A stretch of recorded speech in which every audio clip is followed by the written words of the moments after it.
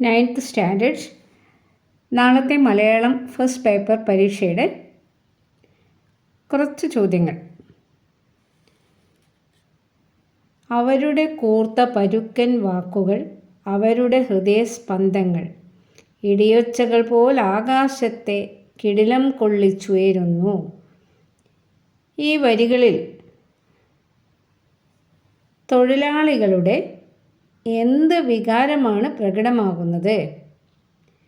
എന്തവസ്ഥയാണ് തൊഴിലാളികളുടെ എന്ത് അവസ്ഥയാണ് അല്ലെങ്കിൽ എന്ത് ബോധമാണ് പ്രകടമാകുന്നത്? തൊഴിലാളികളുടെ സംഘശക്തിയെയാണ് ഇത് കാണിക്കുന്നത്. നെക്സ്റ്റ്, ഭൂതകാലത്തിൻ പ്രഭാവതന്തുക്കളാൽ ഭൂതിമത്തായൊരു ഭാവിയെ നെയ്ത നാം, വാസന്തരാന്തത്തിൽ കതിർകളിൽ നിന്നല്ലേ ഭാസുരമാകും ഉഷസ്സിൻ്റെ ഉത്ഭവം. ഇതിൽ ഉഷസ് എന്ന പദം എന്തിനെയാണ് പ്രതിനിധാനം ചെയ്യുന്നത്? ആൻസർ സ്വാതന്ത്ര്യം. നെക്സ്റ്റ് ക്വസ്റ്റ്യൻ, ആരാണിങ്ങനെ അലങ്കോലമായി കിടന്ന വീടിനെ അടുക്കിപ്പെറുക്കി വെടിപ്പുള്ളതാക്കിയത്?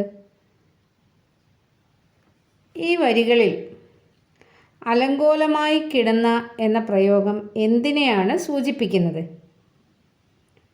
ആൻസർ പാർശ്വവൽക്കരിക്കപ്പെട്ട സമൂഹത്തിലെ കുഞ്ഞുങ്ങൾ കടന്നുപോയ അതിദയനീയമായ അല്ലെങ്കിൽ പരിതാപകരമായ ജീവിത സാഹചര്യങ്ങളെയാണ് ഇത് സൂചിപ്പിക്കുന്നത്. ഇനി അതിൽ തന്നെ അടുത്ത ലൈന് അടുക്കിപ്പെറുക്കി വെടിപ്പുള്ളതാക്കിയത്. അതിൻ്റെ അർത്ഥം എന്താണ്? പിന്നീട് ജീവിതാവസ്ഥകളിൽ വന്ന മാറ്റങ്ങളാണ് ഇത് സൂചിപ്പിക്കുന്നത്.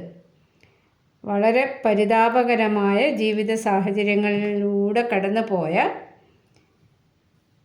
പാർശ്വവൽക്കരിക്കപ്പെട്ട സമൂഹത്തിലെ കുഞ്ഞുങ്ങൾ വൃത്തിയും വെടിപ്പും അന്തസ്സുമുള്ള വീട്ടുമുറ്റങ്ങൾ ഉള്ള വീടുകളിലാണ് പിന്നീട് താമസിക്കുന്നത്. അപ്പോൾ ആരാണിങ്ങനെ അലങ്കോലമായി കിടന്ന വീടിനെ അടുക്കിപ്പെറുക്കി വെടിപ്പുള്ളതാക്കിയത് എന്ന വരികളിൽ നിന്നും വ്യക്തമാകുന്നത്